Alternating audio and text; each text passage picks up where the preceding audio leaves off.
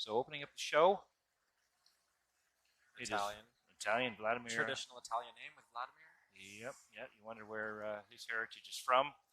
But opening up with reverse 2.5 tuck, not a huge dive, and you got to nail it, which he didn't quite do there.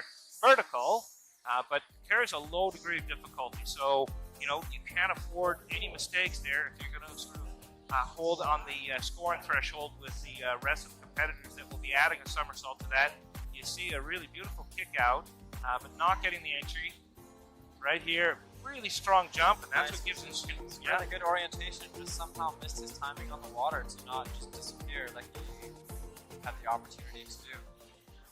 And now so through with 58 dives, 58 points, sorry, on the dive. And more challenged by the big backspinner, so he loves the front entries. Yeah, although I've seen him do some great work lately on those. He's got some great takeoffs, and I've seen him just destroy the entry on some of those back 3.5s. And by destroy, I mean take all the water down with him. Barbu doing a front 3.5 pike, similar, just losing his control a little bit at the end, like the Chinese diver previously, rolling over a little bit, but not as clean, not as precise. Pike not quite as tight, but still very good. High quality, just out just a little late. Rolling this dive over. Little forward momentum perhaps, also making it harder to control. And that was Big Vlad from Italy. But he goes for it.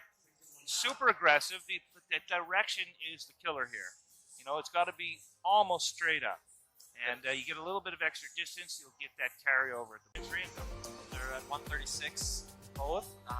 This is going to be an interesting tower event. We've seen some outstanding dives, and now we've seen some dives that were a little bit lacking in the quality that we were expecting from diminutive Chinese divers. Here we go. Vlad setting up for his back arm stand. Back triple tuck. Elected to go with the non-twisting background stand dive. Pretty precarious place to be there. Backwards in an arm stand at the end of 10 meter. Not so easy to get up into position, but he had a lot of control on that arm stand. Well, the arm stand portion, which is required. The judge to see that stability there. Finishing off, again, opening in a bit of a pike out, which is a little bit rare, almost sort of Eastern European style of coming out of a back and reverse spinner. Which is consistent with his name. Yes. Which is, it was a style that was unique to really Soviet divers of the era, and that is carried over. There's some debate over. Now the judges are able to use full range of those scorecards. Tens are available in this competition.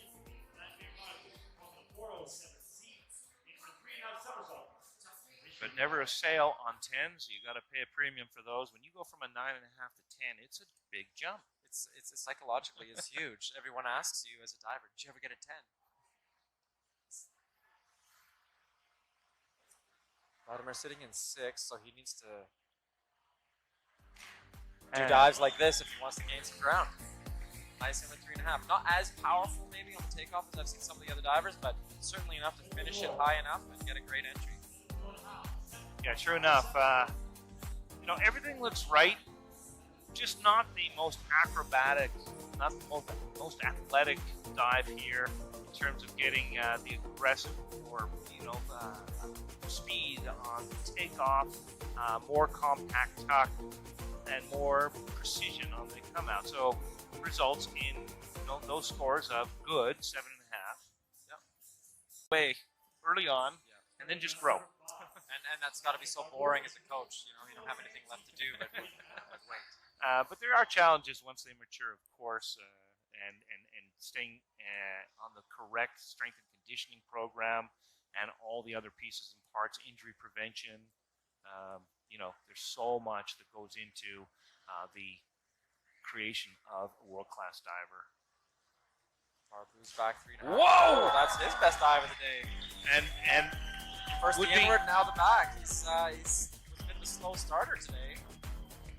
But to come back with such a vertical back 3.5, beautiful, not beautiful position in the air with slightly flat feet and so on, but you tend to forget about all that when a diver hits the water sort of with that level of precision and, of course, perfect sound. entry So technique. that's the sound we're talking. He had a great rip sound.